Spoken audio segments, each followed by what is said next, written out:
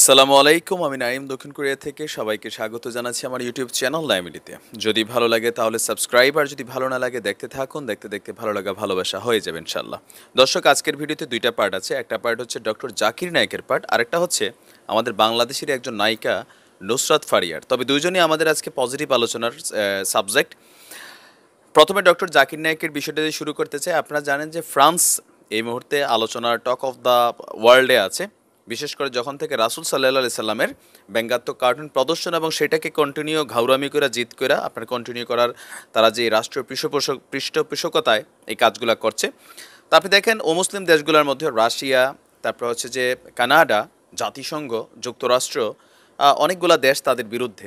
তবে আমাদের বন্ধু মিত্র দেশ ভারত কিন্তু আপনার ফ্রান্সের পাশে দাঁড়িয়েছে। বিজেপির একটা সংসদ সদস্য সম্ভবত পারভেজ সিং শিহাব থেকে শুরু করে অসংখ্য লক্ষ লক্ষ টুইটার ব্যবহারকারী, আর আমার ভিডিওর কমেন্টের মধ্যে কিছু পাবেন এরা যারা আসলে এগুলাকে সাপোর্ট করছে যে ফ্রান্স যা করছে রাইট করছে। আচ্ছা, এখন ভারতের জি নিউজে আপনার জি নিউজ 24, এটা ফেসবুক পেজ, তারা কিন্তু আসলে সবসময় করে কি যে অ্যান্টি ইসলামিক প্রচারণা তাদের বেশি। ইভেন এই পেজটা হচ্ছে ওই পেজ যারা বাংলাদেশের সাথে, বাংলাদেশকে যখন চীন আপনার সহযোগিতা করেছিল বা কিছু একটা আসছিল তখন ওই যে কাঙ্গালি মাঙ্গালি লেখা, এরাই কিন্তু ওইটা পরে যারা মাপ টাপ চাইছে। তো যাই হোক, এরা ডক্টর জাকির নায়েককে নিয়ে একটা খবর করছে। খবরটা আমি আপনাদের অরিজিনাল খবরটা পড়ে শোনাই। অরিজিনাল খবরটা হচ্ছে যে ফ্রান্সের পণ্য বয়কট এবং ফ্রান্সের প্রেসিডেন্ট ইমানুয়েল ম্যাক্রোর বিষয়ে জাকির নায়েক একটা বক্তব্য দিয়েছেন। তবে হ্যাঁ, তিনি তার বক্তব্যের ভিতরে ইমানুয়েল ম্যাক্রোর তার নাম কিন্তু নেননি। সুতরাং এই ক্ষেত্রে বলার সুযোগ নাই লিগেলি যে তিনি ইমানুয়েল ম্যাক্রোকে বলেছেন, কিন্তু আমরা জানি তিনি ইমানুয়েল ম্যাক্রোকে বলেছেন। তিনি কি বলেছেন, যেহেতু তিনি একজন মুসলমান সুতরাং, আর তিনি একজন ইসলামের দায়ী, বিভিন্ন ধর্মের উপরে তিনি কথা বলেন, যৌক্তিকভাবে তাকে ডিফিট করার মতন যোগ্যতা অনেক পণ্ডিতদেরই নাই। বাট ওই যে পত্রিকাগুলো আছে আপনার মনে করলেন যে এদের দালাল হিসেবে কাজ করার জন্য, তো জি নিউজ যেই পত্রিকাটা আছে ওরা আসলে দালালি হিসেবে কাজ করে, অ্যান্টি ইসলামিক দালাল।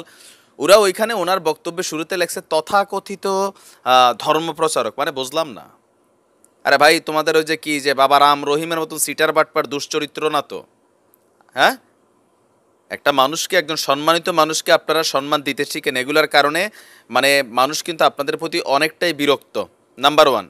তো তারা তাদের পত্রিকাতে যে নিউজটা করেছে, হেডলাইনটা দেখেন যে ম্যাক্রোকে কি ফ্রান্সের প্রেসিডেন্টকে হুমকি দিলেন ডক্টর জাকির নায়েক, বুঝছেন নি?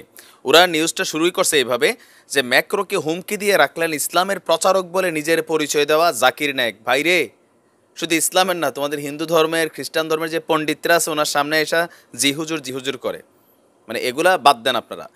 পয়গাম্বরের কার্টুন আকার দায়ে ফ্রান্সে এক শিক্ষকের মুন্ডুচ্ছেদ করেছিল কেউ বা কারা, তার ওইভাবে নিউজটা করছে। তারপরে ইসলাম নিয়ে বিতর্কিত মন্তব্য করেছিলেন ম্যাক্রো, আর এবার তাই ম্যাক্রোর বিরুদ্ধে ক্ষোভ উগরে দিলেন জাকির।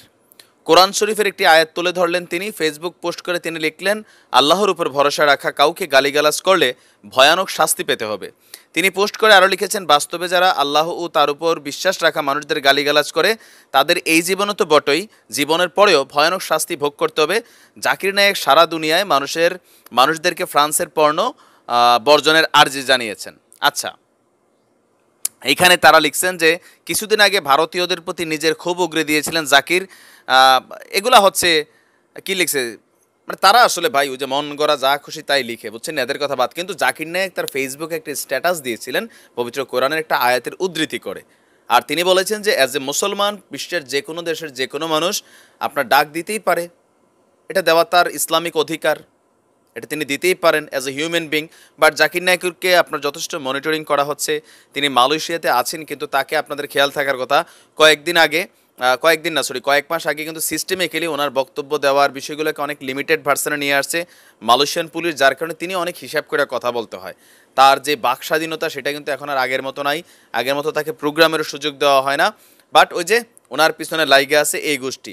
পাশাপাশি আমাদের বাংলাদেশের একজন অভিনেত্রী নুসরাত ফারিয়া, আমি তার খুব ভক্ত এরকম না, আমি ভাই মুভি টুভি কম দেখি, বাংলা মুভি, এমনি অন্য মুভিও কম দেখি।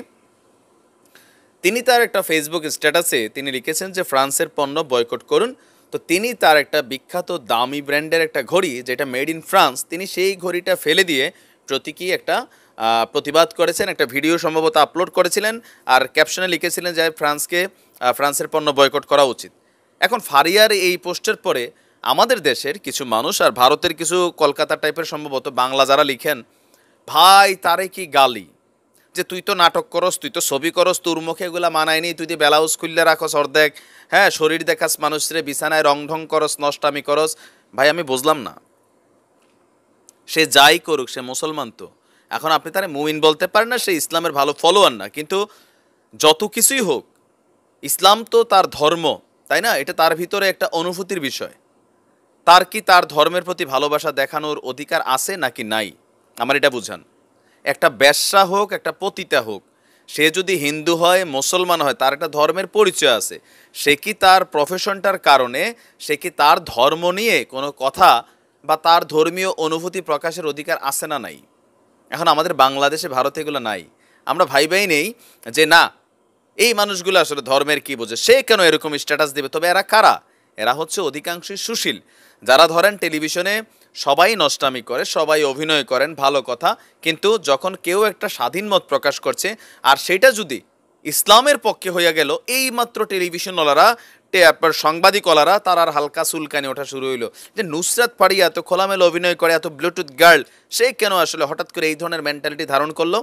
বাট নুসরাত ফারিয়াকে আমি ধন্যবাদ দিই এই জায়গায়, প্রথমে তার পোস্টের পরে যারা এরকম কমেন্ট লেখছেন, দ্বিতীয়বার এসে তিনি কিন্তু তাদেরকে আবার ওষুধ দিয়ে দিচ্ছেন, যে তিনি, তার কথাটা ছিল, ভাই আমি যত কিছুই করি, আমি তো মুসলমান, আমার কি নিজের ধর্মের প্রতি আবেগ অনুভূতি প্রকাশের অধিকার নেই? আমি মনে করি আমার 200 ভাগ অধিকার আছে। অবশ্যই নুসরাত, আপনার 200 ভাগ না, আপনার 2 কোটি আছে, আমরা আপনাকে দিলাম। এইসব হ্যাটার্স যারা আছে এদের কথা বাদ দেন। এই জাতির ভিতরে এগুলো এক শ্রেণীর আছে যারা যে কোনো সুযোগ হলে, দেখেন মাঝখানে আন্দোলনের ভিতরে এক গ্রুপ চাইছিল যে ধর্ষণের মধ্যে দিয়া এই দেশে বারের লাইসেন্স নেওয়ানোর জন্য, সাংবাদিক কিন্তু তারা। আবার তারা কি চাইছে, এই দেশে পতিতালয়গুলো খোলা যায় কিনা। এরা আছে এক শ্রেণী। আমরা বরিশাল ভোলাতে একটা মসজিদ করতেছি, সেই মসজিদ নিয়ে অনেকে আমার ইউটিউবের পোস্টে যে কমেন্ট করছেন, এরাই তারা। এদের আইডিগুলোর নাম হয়তো আপনি মুসলমান দেখছেন বা ছবি টবি দুই একটা লাগানো এরকম, কিন্তু এগুলো আসলেই কি বলা হয় যে অ্যান্টি ইসলামিক মেন্টালিটির।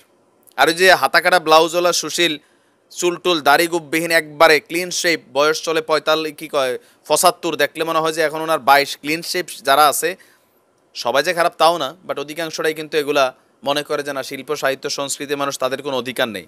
এখন দেখেন একজন ধর্মের প্রচারক যিনি, জাকির নায়েক, তিনি বললেও সমস্যা, আবার নুসরাত ফারিয়া সে বললেও সমস্যা, তাহলে বলবে কে?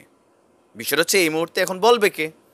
আমাদের ক্রিকেটাররাও তো এটা নিয়ে প্রতিবাদ করেছেন, আমাদের ফুটবল টিমও এটা নিয়ে প্রতিবাদ করেছেন বাংলাদেশের। কই তাদের বিরুদ্ধে তো এগুলো লেখা সাহস পেল না পত্রিকাগুলা, কারণ তাদের প্রতি পাবলিক পারসেপশন আছে, মনে করছে নুসরাত ফারিয়া বেডিয়াইত মানুষ, লেখছে একটু উল্টাপাল্টা লেখলে একটু মজা পাওয়া যাবে নাকি। এসব ধান্দাবাজি সাংবাদিকতা বন্ধ করেন। নুসরাত ফারিয়াকে ধন্যবাদ। আমরা চাই কোনো এক সময় আল্লাহ আপনার অন্তরকে কবুল